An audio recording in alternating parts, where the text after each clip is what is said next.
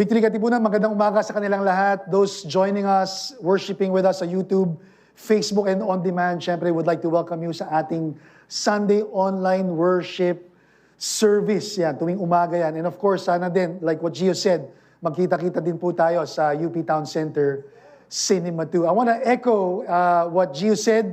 Sana magkita-kita tayo sa ating volunteer ministry. Join the fun. Find yourself a ministry. I'm sure you'll find one. Make new friends and join the spiritual community. Exciting din po yung Discipleship Conference 2022 sa Abril po yan. So for our Victory Group leaders and interns, mag-register na po tayo. Praise God, we are on our third week ng ating Tayo series. Bakit tayo? Kasi may mga bagay that God is calling us to stand at attention to. Yes, sir. Yes, Lord. That carries the idea of merong urgency. Pero at the same time, may mga bagay din that God is calling us to do together. Kaya hindi lang siya tayo din siya.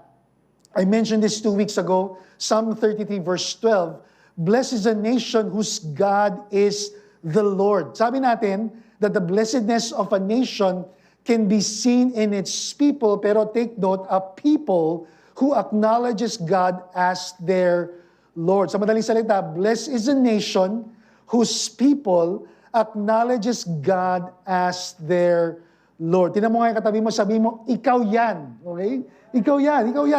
I-elbow mo, sabi mo, ikaw yan. Ikaw yan. Bless ang nation dahil sa'yo. Bless ang pamilya mo dahil sa'yo. Bless ang workplace mo, ang campus mo dahil sa'yo. Consider the following characters in Scripture. Meron po ako napiling 3 very familiar characters in Scripture to illustrate what we're talking about. Si Moses, Psalm 106 verse 23, the NLT. Moses, the Bible says, step between the Lord and the people. Moses begged God to turn from his anger and not destroy the people. This was at a time when God's people actually were quick to turn away. Kaka-set free lang sa Egypt, nalingat lang si Moses, may binili lang sa tindahan, biglang gumagawa na ng idol gumagawa na sila ng golden idol. But Moses stood in the gap and they were spared from God's wrath. See, Abraham also stood before the Lord. One of my favorite stories in Scripture, Abraham pleaded for a city to be spared again from God's wrath and judgment. In a way, Abraham negotiated with the Lord. Sabi ni Abraham, Lord, kung meron kang makitang 50 na righteous people, will you spare the city? Tapos tumawad pa si Abraham, ay kung may 45, kung may 40, kung may 30, kung may 20, kung may 10. Abraham stood in the gap for a city to be spared. Stephen, on the other hand, while being stoned. Doc Mark, alam ko yung iba yung iniisip mo pag stoned. Hindi yun ang ibig sabihin natin. While he was being stoned to death, while it was happening, Stephen prayed for those who were actually stoning him, and Stephen said, Lord, do not hold this sin against them. Can you imagine that? Stephen uttered and said, do not hold this sin against them. Have you ever stood before the Lord?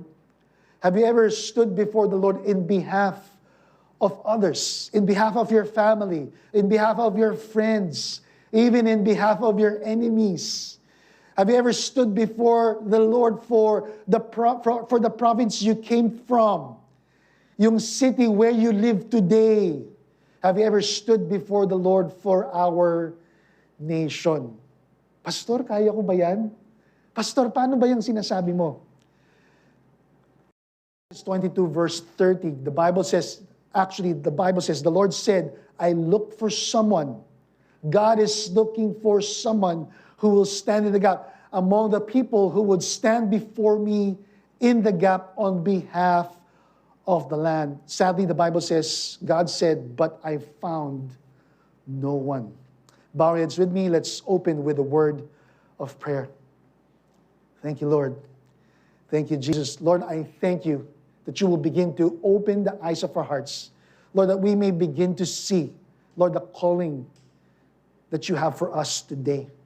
The things that you've called me to give attention to today, and also for the things that you're calling us to do together, even, Lord, as a church. For us, your people, to stand in the gap in behalf of this land. For us, your people, to stand in behalf of our families. And Lord, yes, even, Lord, of this nation. Lord, we thank you, we honor you. In Jesus' name, with us, somebody say amen.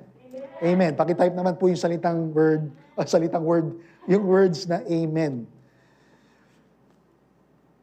Haggai chapter 2, for scripture reading, verses 10 to 13. Allow me to read the ESV version. Haggai chapter 2, verses 10 to 13. On the 24th day of the 9th month, in the 2nd year of Darius, the word of the Lord came by Haggai the prophet. Thus says the Lord of hosts, ask the priest about the law.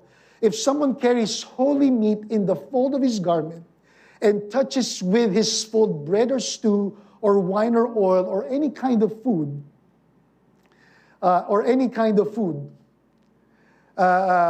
does this become holy? Yun yung tanong, ano? The priest answered, no. Then Haggai said, if someone who is unclean by contact with a dead body touches any of these, does it become unclean? The priest answers and said, it does become unclean. Then Haggai answered and said, so it is, or so is it with this people and with this nation before me, declares the Lord. And so with every work of their hands, and what they offer there is unclean. Sabi mo, solid to. Exciting to. Context lang po, no? The last 2 weeks, napag-alaman po natin that God's people just got back. Kakabalik lang po nila sa Jerusalem. By the way, for a more accurate timeline and history lessons, you may refer back to Pastor Michael's preaching last week. Tsaka you will also be able to refer to that. 2 weeks ago, yung preaching naman po ni Pastor Christian. Yan, for more accurate timelines in history. Kasi yung bibigay ko po na version sa inyo, comics version lang po. No? Kasi naalala ko nung Filipino subject ko, yung mga Noli Me Tangere, mga El Filibusterismo, kinomics ko lahat yun eh. Kasi wala ko naintindihan doon. Napakahabang. Ito, comics version of what we've been talking about. So, rewind, take 2. They just got back, kauwi lang nila. Pag-uwi nila, they got excited. Sabi ko sa inyo, comics version to. They got excited, rebuild the temple.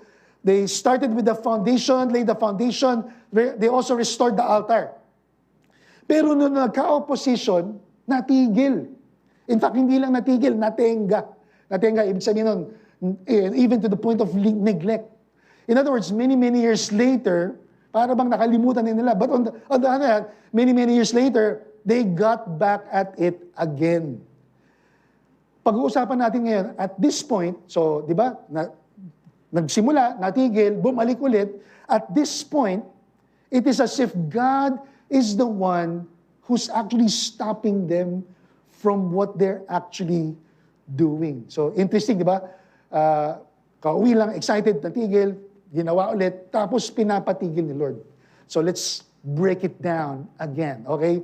Basahin natin ulit verses 12 and 13.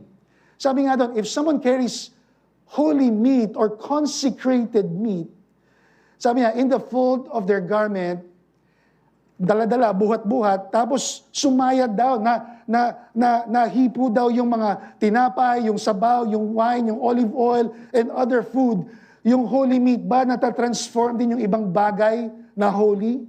Yung consecrated ba na bagay, nagiging consecrated din ng ibang bagay? The answer of the priest said, no. Verse 13, Haggai said, if a person naman, on the other hand, defiled by contact by a dead body, touches one of these things, yung oil, yung bread, yung stew, yung olive oil, does it become defiled? Anong sagot ng priest? Yes. So yung holy na isang bagay, hindi pag na-touch, hindi nagiging holy. Pero on the other hand, if someone is ceremonially unclean or defiled and he touches things, nahahawa din daw yun.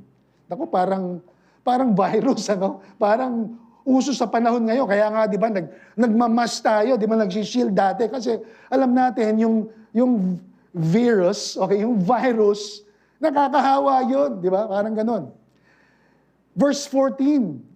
So yung description na yan, yung yes and no na yan, o yung no and yes na yan, sabi ni Haggai, the word of the Lord through Haggai, so is it with the people and with this nation. Interestingly, on the NLT, everything they do and everything they offer is actually defiled because of their sin. If you look at the narrative, actually hindi ma-pinpoint kung ano talaga yung nakaka-defile or what's causing the uncleanliness of God's people. It could be their self-interest. It could be their selfish gain from, in other words, their disobedience. Doon sa chapter 1, napag-alaman din natin that instead of building God's house, they decided to do their own thing by building their own house. Maybe they were half-hearted in what they are doing, or maybe it's a combination. So, hindi natin ma-pinpoint na isang bagay, baka kombinasyon. Or maybe they actually felt entitled. Paliwalag natin ng content. Bakit entitled? Kasi pag-uwi nila, yung holy stuff, di ba? Holy stuff, hindi nagiging holy. Feeling nila, or we're back in the Holy Land. And not only that we are back in the Holy Land, we are doing holy work. Sabi ng magkapitbahay, holy smokes. Holy smokes, di ba?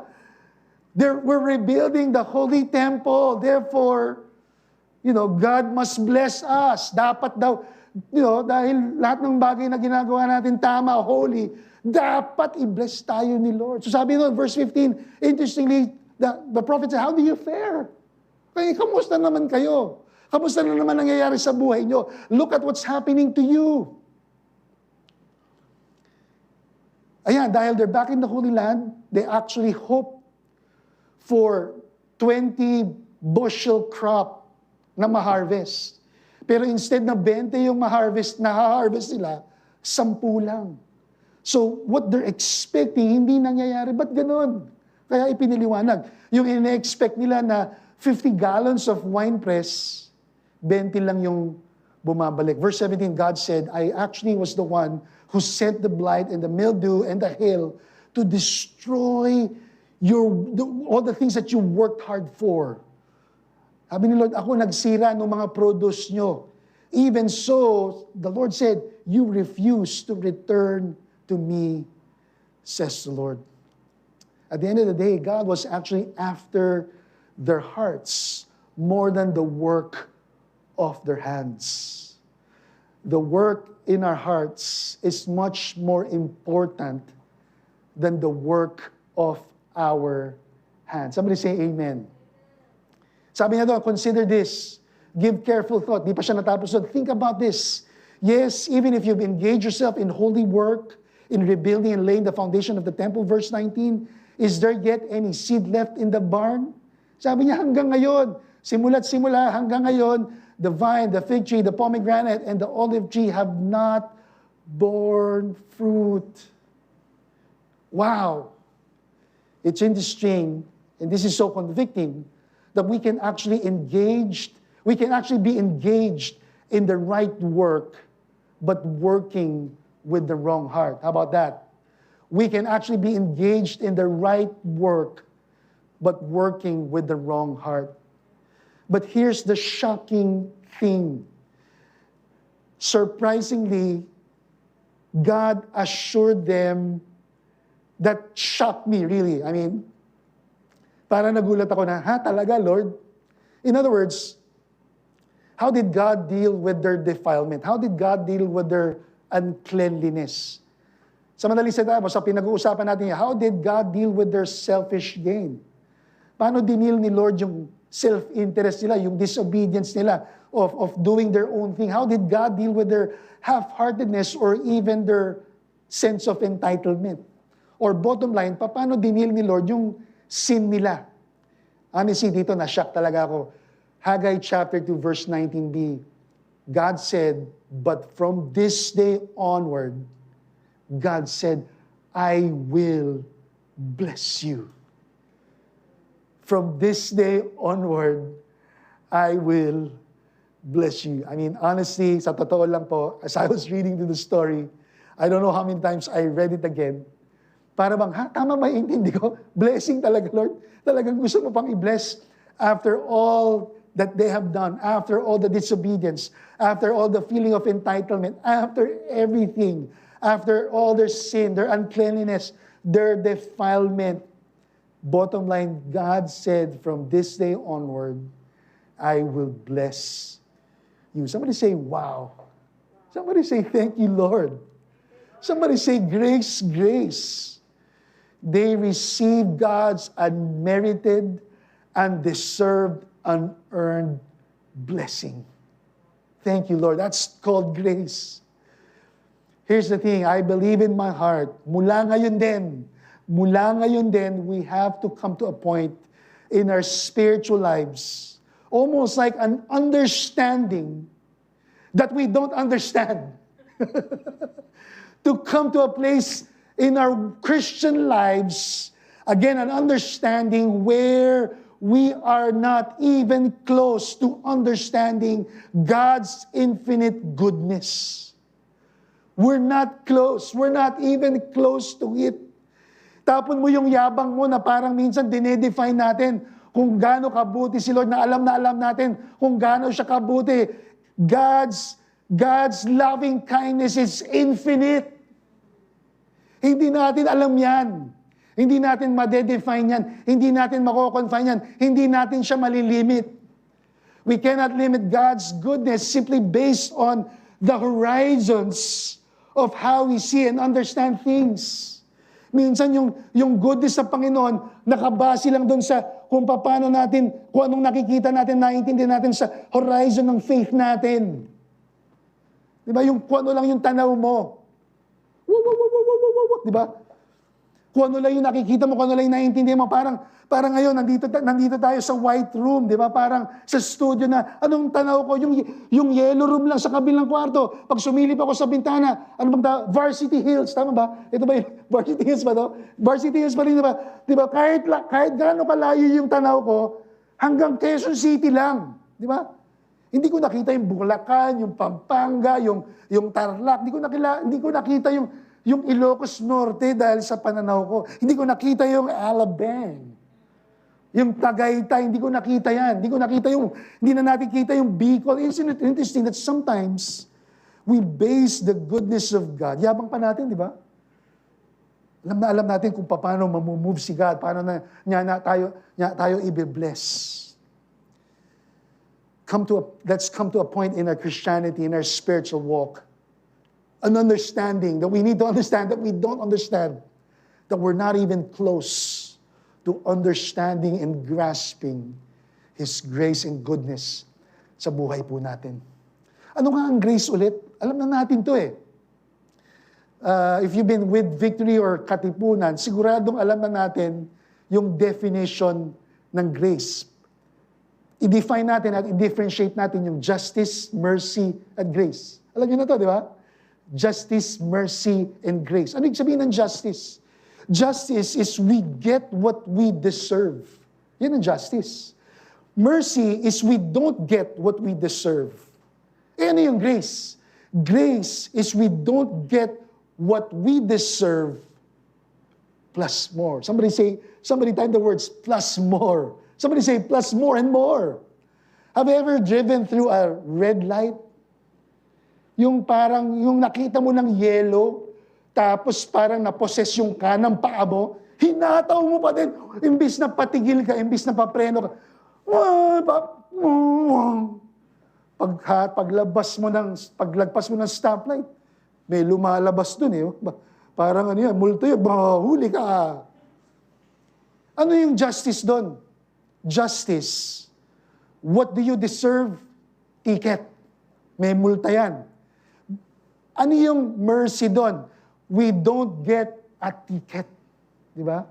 Maspera ka doon sa multa. Have you ever begged for mercy? Sir, taga Laguna po ako. Hindi ako taga Quezon City. Birthday ko ngayon. Sir, sorry. Patawad. Hindi nag-work. Pastor po ako. Hindi, huwag niyong gamitin yan. What is grace? Grace is we don't get a ticket plus more. biglang yung pulis na humuli sa'yo, hinugasan yung sasakyan mo. Hindi lang hinugasan, winax pa, tire black, change oil, fuel tank, premium gas. Napakamahal ng gas ngayon. Nilagyan ng ginto yung sasakyan mo. In other words, ginas yung sasakyan mo, hinatid ka, anong tawag doon? In-escort ka pa uwi, tapos pagbukas mo ng trunk mo, may advanced Christmas gifts. Yun yung grace. In other words, grace takes mercy to a ridiculous extreme. Wow! Grace takes mercy to a ridiculous extreme. Again, yung defilement po, yung issue nung God's people nung panahon ni Haggai was specific to them. Ang tanong is, ano kaya yung specific issue natin ngayon as God's people? Is it the selfish gain, the selfish ambition of building our own house? Actually, pwede rin eh. Pwede rin na, maybe God's pointing you to, reorganize or, finally fix your priority, realign your priorities again. Pwede rin namang, are we half-hearted like the people of God during the time of Haggai na half-hearted tayo sa ginagawa? Pwede din. Or do we have that sense of entitlement sa pagka-Christian? Di mo ba ako kilala? Matagal na ako dito sa church. Di ba? Papunta ka pa lang, papalik na ako. Di ba? Parang ako yung pioneer dito. Hindi nyo ba ako nakikilala? Sabi ng New Meme, hindi po. Pwede din sense of entitlement. But since we are on the subject of grace, I want us to give careful thought, give careful attention. Think about the parable of Jesus when Jesus talked to Peter and when Peter asked Jesus the question, Lord, how many times shall I forgive when a brother or sister sin against me? Jesus talked about a parable, sabi niya, my kingdom or God's kingdom is like a king who wanted to settle accounts with his servants. It's all about that sense of accountability. Settling of accounts. In the story, the servant actually owes the king, sabi po ito ng NIV Life Application Bible ko, just read through the story, the servant owes the king $1 million. So anong ginawa ng servant? Nagbakaawa, lumuhod, dumapa, King, patawarin mo ako, I promise to pay, be patient with me, O king. Guess what? In the parable, the king cancels everything. Cancels the utang just like that. Cancels the $1 million that he owes. Clean slate. Now the story goes on to say the same servant, it seems like the same day went out. Paglabas ng servant, nakita niya yung fellow servant din niya who owes him few dollars. Magkano yung binis sa kanya ng king? $1 million. Magkano yung pagkakautang ng fellow servant niya? Nakalagay doon, a few dollars. Maybe not even $10, not even $100, a few dollars. Sabi ng servant, magbayad ka ng utang, pre. Kailangan ko ng pera, magbayad ka ng utang. Sinakal pa. Sabi sinakal pa niya yung kapitbahay niya na servant. Ayaw mo magbayad, ipakukulong kita. Pinakulong pa, $10, pinakulong. Or a few dollars, pinakulong. When the king found out about this, sabi niya dun sa servant, pinatawag niya, shouldn't you have mercy on your fellow servant just as I had on you?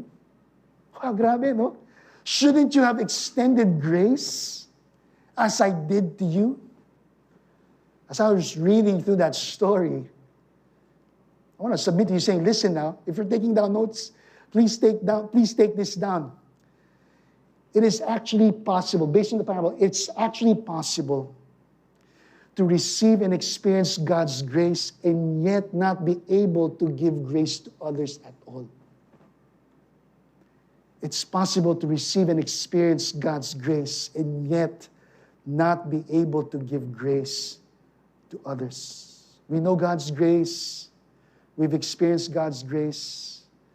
My hope and my prayer is that we will be able to give grace to others. We've received His forgiveness.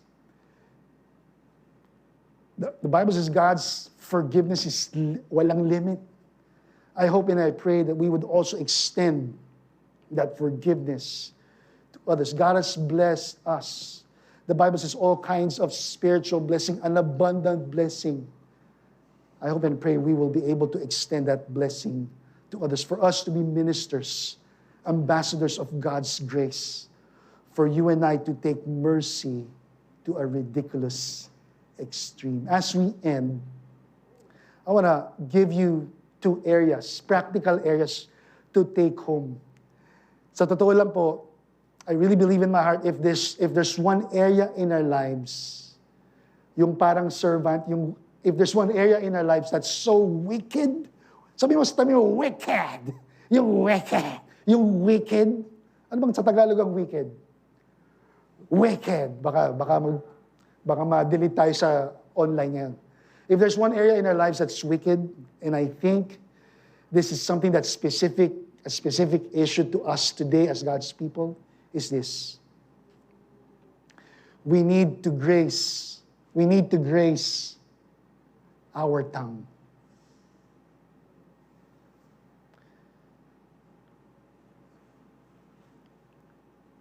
Figuratively speaking, kailangan po natin magmumog ng holy water. James chapter 3, verse 9 and 10. James reminds us, with the tongue we praise our Lord and Father, and with it we also curse human beings who also have been made in God's likeness. Out of the same mouth comes praise and cursing. James said, my brothers and sisters, this should not be. Proverbs 18:21, death and life are in the power of the tongue, and those who love it will eat its fruit. One quick comment. Sa totoo lang po, if there's one spiritual response sometimes that God's calling us to do, is to just, ang pinaka-spiritual na bagay na paminsan pinapagawa sa ating Lord, is to just simply keep quiet, to remain silent. Yes, to shut up. Lastly, ano pa kung kailangan ng grace sa buhay natin? 2 Chronicles 7:14, a very familiar passage of Scripture. If my people, the Bible says, who are called by my name, will humble themselves and pray, and seek my face, and turn to their wicked ways, then, God said, I will hear from heaven, and I will forgive their sins and heal their land. Another area of grace is this. I believe as God shows us national issues, maybe familial issues, sins of our forefathers, God is calling us to what? To stand in the gap. Alam niyo, sa totoo lang, at times, what God wants us to do is not necessarily to solve it. It's not necessarily to solve that national or familial problem.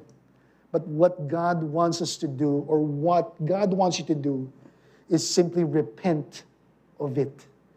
To repent of it to God in behalf of your family, in behalf of our nation, in behalf of the people. It's called identification repentance. I'd like to ask everybody to bow your heads with me. Let's end with a word of prayer. I'd like to invite you to close your eyes. I believe this is a holy moment. Lord, we ask that you sanctify us through and through. Sanctify me through and through. Lord, today help me to recognize by your grace that we cannot praise you and curse people at the same time. That we cannot curse and praise at the same time. Lord, we repent today of our slander, of gossip, of sowing discord and disunity. We repent of speaking deceit and lies and criticisms, joking, jesting, nonsense talk. Lord, we even repent of our harshness. Madalas tama yung sinasabi natin, but sometimes it's delivered in the wrong heart, in a new way. Lord, we repent even of our harshness, even if we know we're saying the right things. Lord, I thank you, God, that you said in your word that you've called each and every one of us to be quick to listen, slow to speak, and slow to get angry. Lift up your hands and say, Lord, sanctify me through and through today. Sanctify my heart, sanctify my mind, sanctify my soul, in Jesus' name. Amen. I want us to lift up our hands right now, just wherever you are, and just receive grace today. Grace upon grace. Somebody say the words grace, grace. To whatever you're doing, grace, grace. To whatever you're going through, grace upon grace. To all God has, to everything, to all the things that God has called us to do at this time, Lord, we receive your grace today in Jesus' name. As we end, last prayer before I let you go, before I commission you. I cannot help but remember, Lori, panahon natin, Hugo Grotius, who said, how can one change or govern a nation if one cannot govern a province? And how can one change or govern a province kung di niya kaya i-govern yung city? And how can one govern a city or change a city if he cannot govern a family? Not the exact words, but he said this, how can one govern or change his family if he cannot govern himself? And how can one govern or change himself if one is not, or unless oneself is governed by God himself? If you are here today, if you have not given your life to Jesus Christ, if you want to put order back in your life, I want to lead you to a prayer and understand that personal change leads to national transformation. If you want to receive and surrender your life to Jesus right now, repeat after me. Lift up your hands and say, Lord Jesus, I invite you to be Lord and Savior of my life today. Lord, I repent. I turn away from everything the Bible calls sin. Lord, I surrender to you. I receive of your forgiveness. Say this with me and say, I receive of your grace. I receive of your loving kindness. Take control of my life today. I thank you, Lord, in Jesus' name. Amen. I believe, say this with me and say, I believe in what you've done for me at the cross. I believe in your finished work in Jesus' name. Amen. If you pray that prayer, we want you to know that you made the best decision of your life today. Reach out to us. You may email me, Charles, pakilagay na lang mike.gayataw@victory.org.ph. Receive the blessing of God. The Lord bless you and keep you. The Lord make His face shine upon you and be gracious to you. The Lord turn His face towards you and give you His peace. Thank you, Lord, in Jesus' name. Amen, amen, and amen. Go multiply, go and fulfill the call of God for your life today. Before you go, volunteer na, tara na, QR code, visit the link, DC 2022. See you April 2. God bless you. Hope to see you in our on-site services, UP Town Center, Cinema 2. God bless you. Bye-bye.